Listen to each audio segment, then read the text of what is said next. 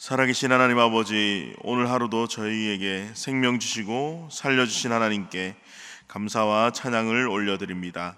오늘 하루도 우리를 살려주셨사오니 우리의 모든 삶을 지키시고 보호하시고 인도하여 주시옵소서. 주님과 동행하는 하루가 되게 하시며 주께서 부어주시는 힘으로 하루를 힘차게 살아가게 하옵소서. 이 시간, 하루의 첫 시간을 하나님 앞에 나와 하나님의 말씀을 들으며 기도하며 나아가는 주의 백성들을 긍휼히 여겨 주시옵소서. 주의 말씀으로 오늘도 우리를 정금과 같이 빚어주시고 새롭게 하여 주시고 우리의 마음이 하나님의 말씀에 반응하고 순종하여 하나님께 영광을 돌리는 시간 되게 하여 주시옵소서. 감사드리며 이 모든 말씀 살아계신 예수님의 이름으로 기도드립니다. 아멘. 하나님 말씀 보도록 하겠습니다. 오늘 하나님께서 우리에게 주신 말씀은 구약 성경 사무엘하 24장 10절에서 17절, 사무엘하 24장 10절에서 17절 말씀입니다.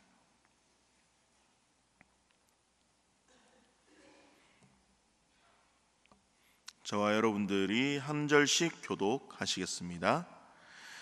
다윗이 백성을 조사한 후에 그의 마음에 자책하고 다윗이 여호와께 아뢰되 내가 이 일을 행함으로 큰 죄를 범하였나이다. 여호와여, 이제 간구하옵나니 종의 죄를 사하여 주옵소서. 내가 심히 미련하게 행하였나이다 하니라. 다윗이 아침에 일어날 때에 여호와의 말씀이 다윗의 선견자 된 선지자 갓에게 임하여 이르되, 가서 다윗에게 말하기를 여호와께서 이와 같이 말씀하시기를 내가 네게 세 가지를 보이노니 너를 위하여 너는 그 중에서 하나를 택하라. 내가 그것을 내게 행하리라 하셨다 하라 하시니, 갓이 다윗에게 이르되 왕이 땅에 7년 기근이 있을 것이니까 혹은 왕이 왕의 원수에게 쫓겨 석 달 동안 그들 앞에서 도망하실 것이니까 혹은 왕의 땅에 사흘 동안 전염병이 있을 것이니까 왕은 생각하여 보고 나를 보내신 이에게 무엇을 대답하게 하소서 하는지라. 다윗이 갓에게 이르되 내가 고통 중에 있도다. 청하건대 여호와께서는 긍휼이 크시니 우리가 여호와의 손에 빠지고 내가 사람의 손에 빠지지 아니하기를 원하노라 하는지라. 이에 여호와께서 그 아침부터 정하신 때까지 전염병을 이스라엘에게 내리시니 단에서부터 브엘셰바까지 백성이 죽은 자가 7만 명이라. 천사가 예루살렘을 향하여 그의 손을 들어 멸하라 하더니 여호와께서 이 재앙 내리심을 뉘우치사 백성을 멸하는 천사에게 이르시되 족하다, 이제는 내 손을 거두라 하시니 여호와의 사자가 여부스 사람 아라우나의 타작마당 곁에 있는지라. 다윗이 백성을 치는 천사를 보고 곧 여호와께 아뢰어 이르되 나는 범죄하였고 악을 행하였거니와 이 양 무리는 무엇을 행하였나이까. 청하건대 주의 손으로 나와 내 아버지의 집을 치소서 하니라. 아멘. 오늘 봉독한 말씀을 가지고 징계 하나님의 섭리, 징계 하나님의 섭리라는 제목으로 말씀을 전하도록 하겠습니다. 어제 본문에서 우리는 다윗이 이스라엘 전역에 걸쳐서 인구조사를 한 것을 우리는 볼 수가 있었습니다. 오늘 본문은 다윗이 인구조사를 한 이후에 하나님께 징계를 받게 되는 본문입니다. 어제 말씀을 통해 우리는 다윗이 실시한 인구조사가 단순히 그 수를 세는 인구조사가 아니었음을 우리는 알 수 있었습니다. 어제 본문인 9절 말씀에 보면 칼을 빼는 담대한 자가 라는 표현을 통해 알 수 있듯이 다윗은 자신의 군사, 즉 자신의 힘이 얼마나 되는지를 조사하고 파악한 것이었습니다. 역대상 21장에 보면요, 오늘 본문과 같은 에피소드가 기록되어 있는데요, 다윗의 인구조사를 가리켜서 역대상 21장 7절을 개역 한글 버전에서 이렇게 말하고 있습니다. 하나님이 이 일을 괘씸하게 여기사라고 표현을 하고 있습니다. 자, 여러분, 저희는 웬만해서는요 괘씸하다라는 표현을 잘 쓰지 않습니다. 네, 이 괘씸하다는 표현은 이 굉장히 강한 표현입니다. 아주 강한 표현이에요. 그만큼 다윗의 인구조사는 가볍고 단순한 죄가 아니라 하나님께 괘씸한 죄, 즉 심각한 죄였습니다. 그리고 오늘 본문 10절을 보시면 다윗이 하나님께 이렇게 고백합니다. 내가 이 일을 행함으로 큰 죄를 범하였나이다. 그리고 내가 심히 미련하게 행하였나이다. 미련하게 행하였나이다 라고 해도 되는데 심히 미련하게 행하였다고 고백하고 있습니다. 다윗은요, 하나님께 자신이 큰 죄를 범하였다고 심히 미련하게 행하였다고 고백하면서 죄사함을 간구하고 있습니다. 오늘 말씀을 통해 살펴볼 첫 번째 메시지는 이것입니다. 징계를 통해 하나님의 공의를 깨닫게 하신다는 것입니다. 하나님께서는 우리에게 징계를 통해 하나님의 공의를 깨닫게 하시는데, 하나님께서 우리에게 주신 징계에는 하나님께서 공의로운 분이시다라는 것을 깨닫게 하시는 하나님의 섭리가 담겨 있습니다. 자, 이스라엘이 당시 고대 근동의 나라들과 구별되어진 가장 중요한 특징이 하나가 있었는데요. 그것은 바로 이스라엘은 신정국가라는 것이었습니다. 이 신정국가라는 것은 이스라엘의 그 근본을 지탱하는 본질이자 정체성이었습니다. 자, 여러분, 신정국가가 무엇이죠? 신정국가. 네, 말 그대로 신이 다스리는 나라, 즉 하나님께서 다스리는 나라. 네, 그런 뜻입니다. 자, 이스라엘을 제외한 주변의 모든 나라들은요, 군주제였습니다. 즉 왕이 다스리는 나라로, 이 왕들은요 신의 대리자로 불리거나 또는 신과 동일시되는 절대적인 권위와 권력을 가지고 그 나라들을 통치하였습니다. 자, 여러분, 이스라엘에도 왕이 있었습니다. 지금 다윗이 왕이죠. 그러나 군주제의 왕과는 달리 이스라엘의 왕의 그 권위와 권력은요 절대적이지 않았습니다. 이스라엘의 왕의 권위와 권력은 특징이 있는데, 그것은 바로 하나님께로부터 위임받은 권위와 권력이었다는 것입니다. 자, 여러분, 위임을 받았다라고 하면 위임을 해주신 분도 있겠죠, 그렇죠? 다윗을 왕으로 위임하신 분이 누구시죠? 네, 눈에 보이지 않는 하지만 살아계신 하나님이신 것이었습니다. 자, 눈에 보이는 다윗이 이스라엘을 다스리는 것처럼 보이지만 실제로 이스라엘을 다스리고 통치하시는 분은 하나님이었습니다. 자, 이런 맥락에서 볼 때에 다윗의 이 인구조사의 죄는요, 아까 말씀드렸듯이 9절 말씀에 보면 이 칼을 빼는 담대한 자에서 알 수 있듯이 자신의 군사력을 의지하고 하나님을 의지하지 않았다라는 의미가 되는 것입니다. 네, 이것은 단순히 좀 교만해졌다, 이런 것을 넘어가지고 이스라엘의 근본적인 이 정체성인 이 신정국가라는 이 자체를 흔들 수 있는 굉장히 심각한 죄였던 것입니다. 여러분, 이스라엘이 이 당시까지 전쟁에서 승리했던 것이 그들의 군사력이 강했기 때문입니까? 절대 아니었습니다. 다윗은 그리고 그 누구보다 이것을 잘 알고 있었습니다. 네. 그리고 본인이 직접 경험하였죠. 언제였죠? 제일 처음에? 바로 자기가 골리앗을 물리쳤을 때. 네. 군사력이 아니라, 자신의 힘과 능력이 아니라 만군의 여호와의 이름으로 나아간다는 그 믿음의 고백으로 승리했던, 다윗을 물리쳤던, 다윗이래요. 골리앗을 물리쳤던 다윗이 아니었습니까? 자, 어제 이계선 목사님께서 언급하셨던 시편 20편에 보면 그 다윗의 이런 고백이 있습니다. 어떤 사람은 병거, 어떤 사람은 말을 의지하나 우리는 여호와 우리 하나님의 이름을 자랑하리로다. 이렇게 고백한 다윗이 하나님을 의지하지 못하고 자신의 힘을 의식하게 되었던 것입니다. 그리고 역대하 20장 15절 말씀에 이런 말씀이 있습니다. 우리가 잘 아는 말씀인데, 전쟁은 누구에게 속하였다고요? 네, 하나님께 속하였다라고 말씀하고 있습니다. 자, 그런데 다윗은 그것도 무려 인구 조사를 하는 약 10개월이라는 시간 동안 이것을 전혀 인지하지 못했습니다. 그리고 결국 심각한 죄를 범하고 말았습니다. 우리가 잘 알고 있는 그 하나님의 마음에 합한 그 다윗의 모습과는 거리가 먼 모습이죠. 그런데 그나마도 다행히 다윗은 전에 밧세바를 범했던 사건과는 달리 선지자가 와서 자신의 죄악을 알려주기 이전에 자신이 스스로 죄악을 깨닫게 되었습니다. 오늘 본문 10절에 보시면 다윗이 인구조사 후에 그의 마음에 무엇을 하였다고요? 자책을 하였다라고 말씀합니다. 깨달은 것이죠. 내가 하나님 앞에 범죄하였구나. 그리고 다윗은 주저함 없이 하나님께 나아가 진정으로 자신의 죄를 고백하고 회개의 간구를 올려드립니다.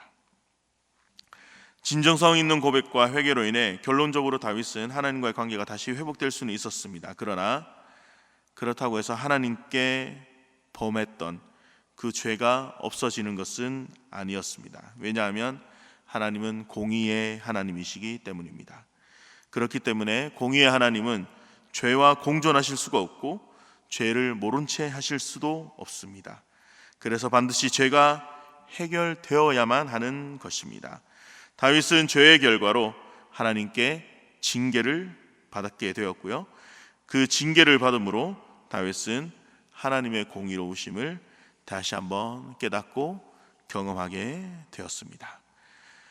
오늘 말씀을 통해 살펴볼 두 번째 메시지는 이것입니다. 두 번째 메시지는요, 징계를 통해 회복을 경험하게 하신다는 것입니다.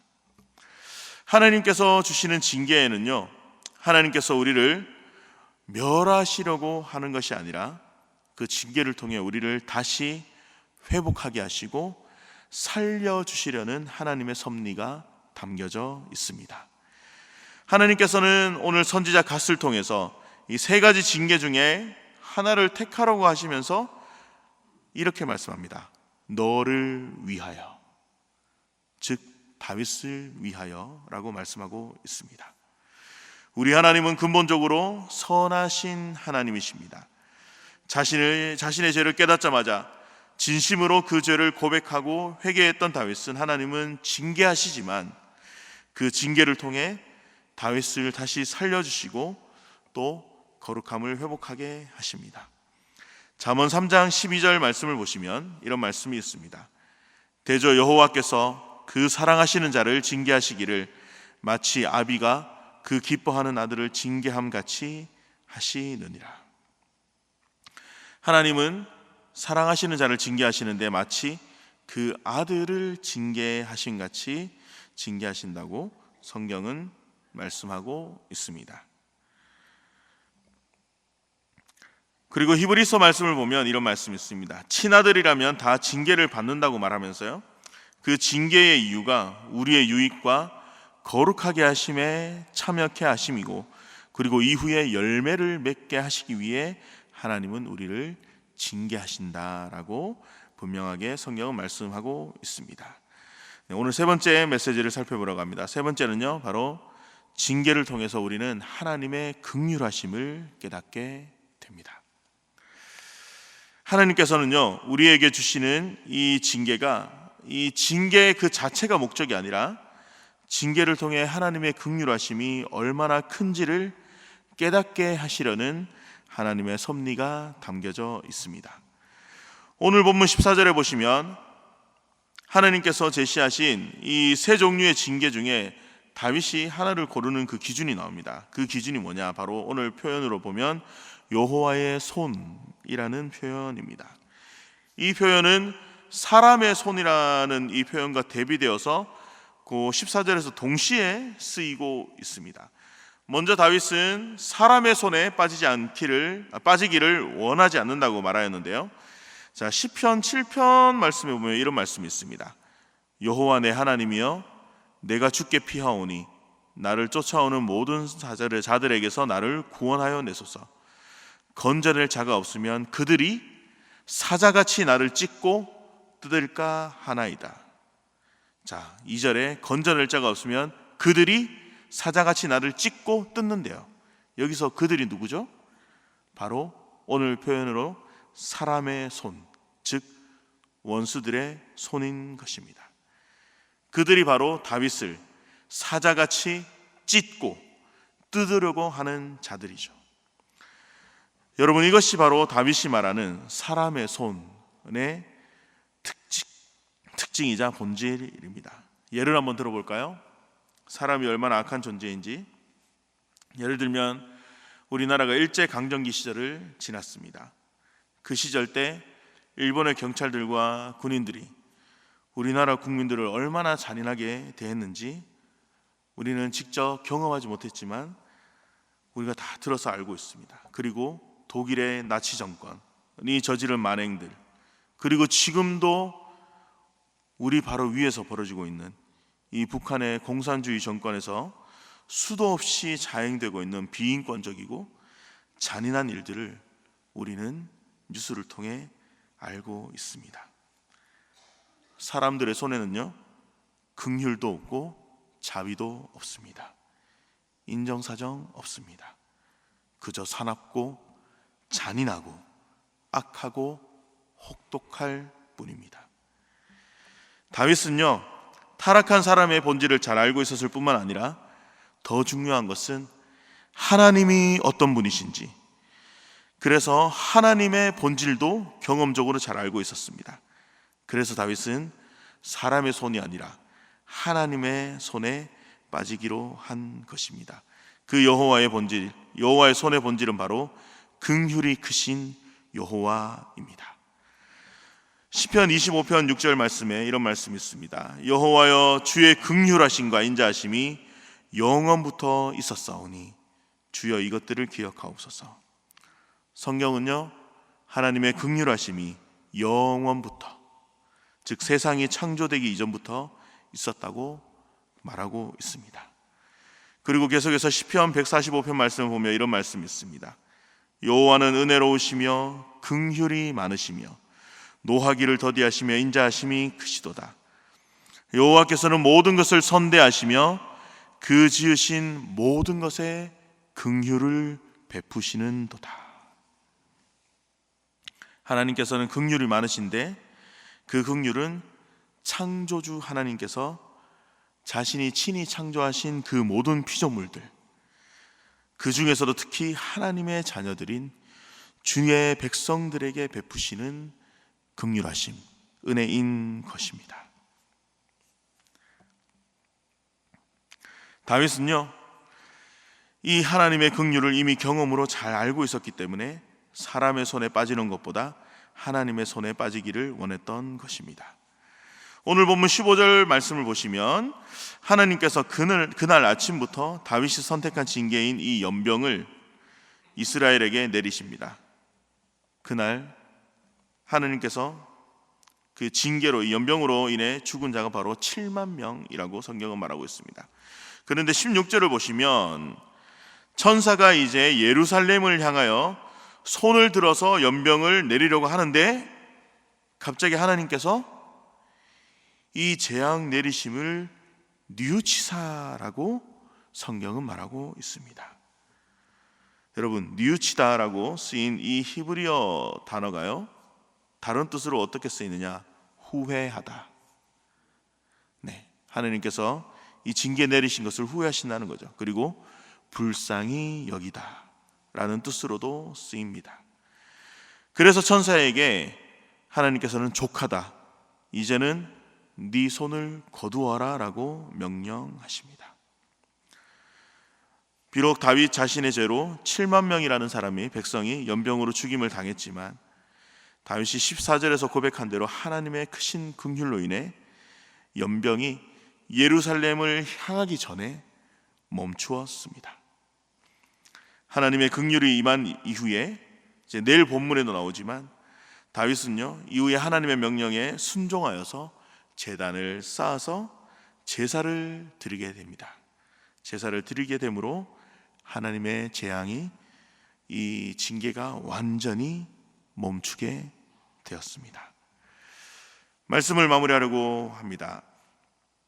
오늘 우리는 다윗의 인구조사 후 하나님께 징계를 받은 오늘의 본문을 통해서 징계 하나님의 섭리라는 제목으로 첫째, 우리 징계를 통해 첫째는 하나님의 공의를 깨닫게 하시는 섭리가 있음을, 둘째는 징계를 통해 회복을 경험하게 하시는 하나님의 섭리가 있음을, 세 번째로 징계를 통해 하나님의 긍휼하심을 깨닫게 하시는 섭리가 있다는 세 가지의 메시지를 나누었습니다.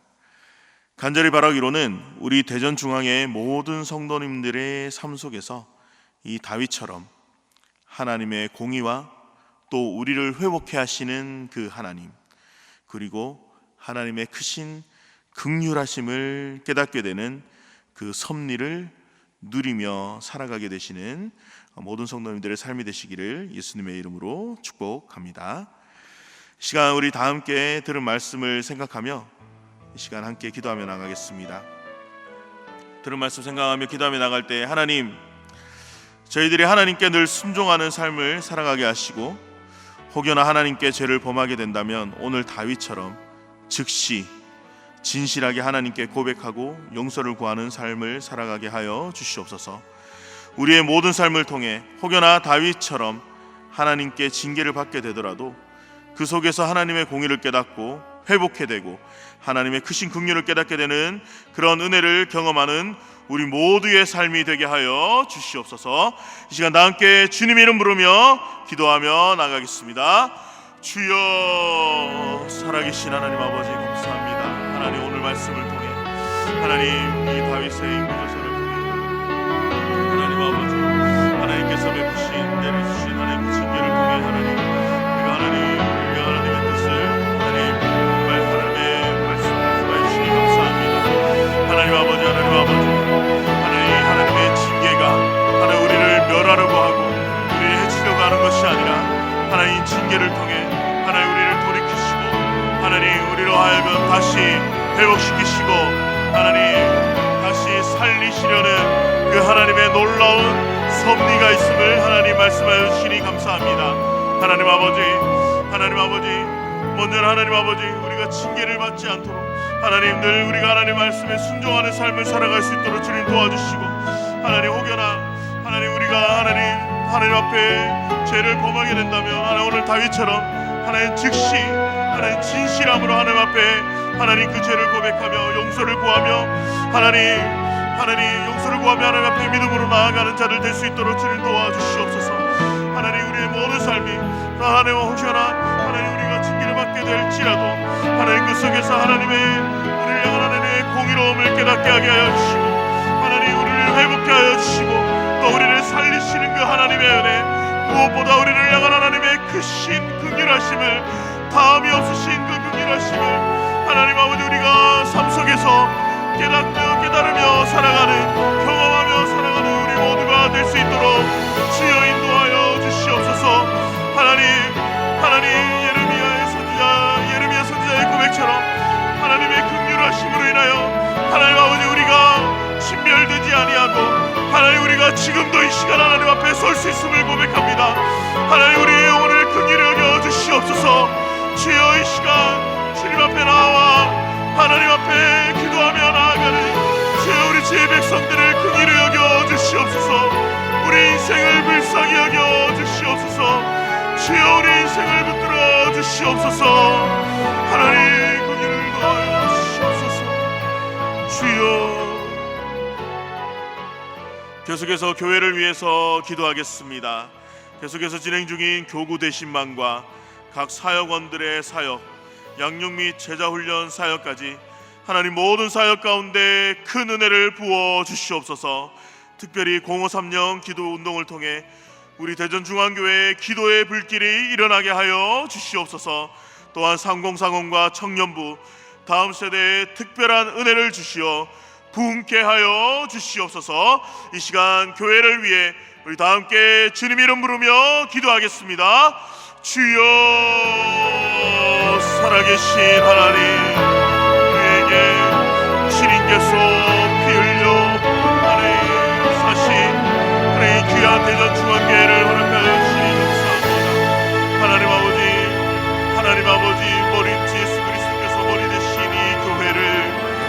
하나님 아버지 우리가 진정으로 사랑하고 하나님 섬기고 하나님 세워가는 저희들 될 수 있도록 주님 축복하여 주시옵소서. 하나님 무엇보다 하나님 교회 가운데 풍성하신 은혜를 부어 주시옵소서. 하나님 교회 사역 가운데 하나님 함께하여 주시고 하나님 계속해서 진행 중인 하나님 교구 대신방 가운데 하나님 은혜를 베풀어 주시고 하나님 우리 교구 목사님들의 하나님 신방을 통하여서 하나님 많은 영혼들이 가정들이 하나님 살아나고 회복되는 은혜가 있게 하여 주시옵소서. 하나님 아버지 또 하나님 각 사역원들의 하나님 사역들이 있습니다. 하나님 그 사역 가운데 기름 부어 주시고 하나님 아버지 그 사역원들이 맡고 있는 그 사역들이 하나님의 은혜 가운데 하나님 그 사역에 많은 좋은 열매들을 맺힐 수 있도록 주여 역사하여 주시옵소서. 하나님 아버지 사역하며 나아갈 때에 하나님 아버지 하나님께서 주시는 힘으로 하나님께서 주시는 지혜와 능력으로 우리가 사역하며 나아갈 수 있도록 하나님 인도하여 주시옵소서. 하나님 우리의 힘과 능력을 넘어 우리의 지혜를 넘어 하나님께서 부어주시는 성령의 능력으로 이 사역들을 잘 감당하게 하여 주시옵소서. 또한 하나님 양육과 제자 훈련을 주님 기억하여 주시옵소서. 하나님 사역을 맡고 계신 담임 목사님과 하나님 목사님들을 주님 기억하여 주시고 하나님 영원 한 사람 한 사람을 하나님 끝까지 붙들고 하나님 포기하지 않는 하나님 주님의 마음을 부어주시고 하나님 인내하며 하나님 이들을 양육하며 나아갈 때에 하나님 영혼이 자라나고 영혼이 변화되어지고 영혼이 그리스도의 제자로 온전히 세워져 가는 것을 그런 열매를 보게 하여 주시옵소서. 하나님 아버지 하나님 양육과 제자 훈련 사역 가운데는 크신 은혜를 부어주시기를 간절히 소원합니다.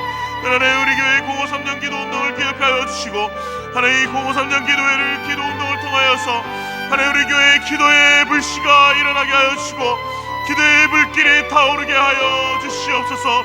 하나님 아버지 05-3년 기도 운동을 통하여 우리의 기도를 통해 역사하시는 하나님을 경험하는 저희들 될 수 있도록 주여 인도하여 주옵소서.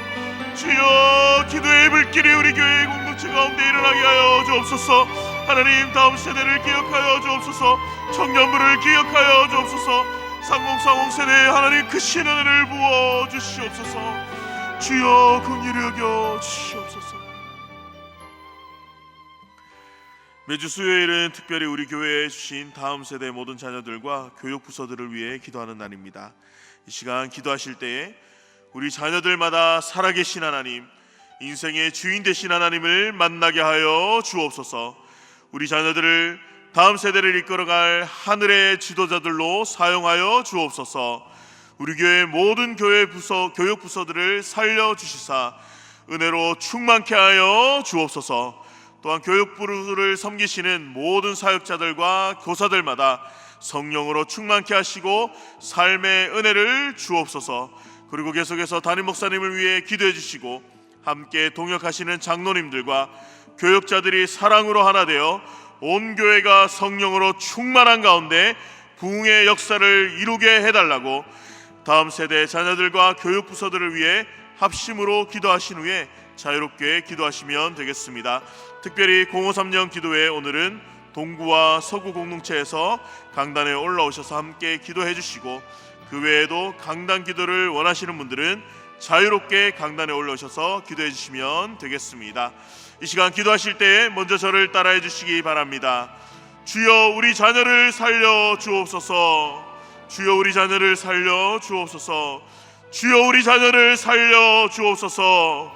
주여 우리 자녀를 살려 주옵소서. 다 같이 합심으로 기도하겠습니다. 주여